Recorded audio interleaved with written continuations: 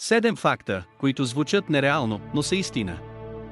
Езерото, което превръща животни в камък. В Танзания има езеро, което превръща животни в камък. Свръхалкалната вода ги втвърдява за часове. Космическият пулс. Астрономи откриха радиосигнал, който се включва и изключва на всеки 16 дни, като сърцебиене в космоса. Произходът е неизвестен. Медуза, която не умира. TURRITOPSISDOHRNIA и медузата, която се връща в бебешка форма след смърт.